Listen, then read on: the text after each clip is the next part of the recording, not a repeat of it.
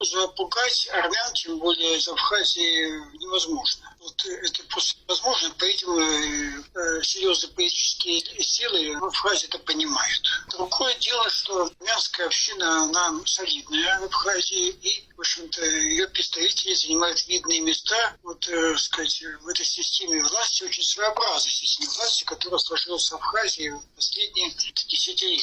Но у нас, отметить, что, если говорить про армянское общение, обычно армянская община не старается не попадать в поле зрения каких-то экстремистских кругов Абхазии, которые периодически пытаются провести в Абхазии перевороты. И старается в них не участвовать. В редких случаях, когда представители этой общины окажутся в каком-то водовороте каких-то там политических страстей. То есть она не пытается держать дистанцию. В общем-то, это говорит о том, что община сильная, хорошо организована и хорошо проинформирована. И кроме того, еще есть хорошая информация внутри самой общины. В принципе, учитывая то, что сам-то коренной народ он небольшой, в общем-то, было бы, конечно, разумнее, если бы политические лидеры абхазского народа нашли какие-то варианты политической, работы с армянской общиной, учитывая, что родина-то одна. Напоминаю, что основная часть, процентов 90 армян в Абхазии, это коренные жители. Они там родились. И это смущает, что видимо, еще не до конца зрелый политический класс Абхазии, чтобы как-то возникло понимание, что родина одна, и надо как-то договариваться, а не пытаться настраивать население на одну часть на другую или использовать наличие общины политических целей в агентах выборных кампаний, что и произошло в последний момент. В общем-то, видно, изначально было понималось, что для армян Абхазии, конечно, пророссийский кандидат выгоднее. Не в том плане, что он там лучше или хуже, он просто выгоднее, потому что в любом формате,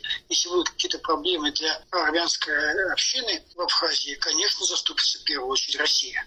Этот нюанс должны были противники кандидата ведущего сейчас. Все-таки, наверное, как раз плана Азибы, конечно, должны были как-то этот момент учитывать. А не устраивать такое давление в стиле, знаете, как раз более южные страны, туда, на Ближнем Востоке. Потому что, наверное, Абхазия все-таки это Европа. Так что я в этом плане оптимист, что это хорошо, что он пришел, представитель этого клана, и Азиба извинился перед представителями армянской общины. В принципе, по российскости известно. И те, которые пытаются отколоть Абхазию от России, они, конечно, недовольны тем, что, в общем-то, голосуют, как они говорят, не местные.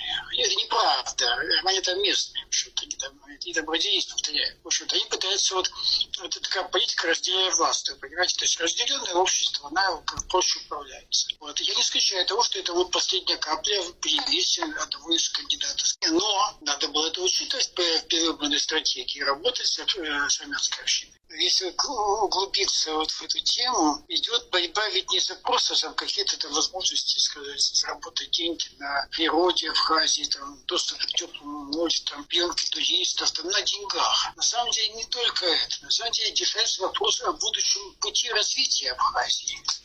Понятно, что, и, к сожалению, учитывая то, что республика небольшая, видно, представители предпринимательского класса, к сожалению, используют это только для президенции, а деньги вывозятся в другие государства, прежде всего России. В общем-то, то, конечно, население, политический класс республики озабочен тем, как имея прекрасные стартовые возможности, фактически ничего не тратя на оборону, на безопасность, все это обеспечивает Россия, причем обеспечивает Россия и инфраструктуру, сейчас аэропорт будет вводиться в действие. Тем не менее,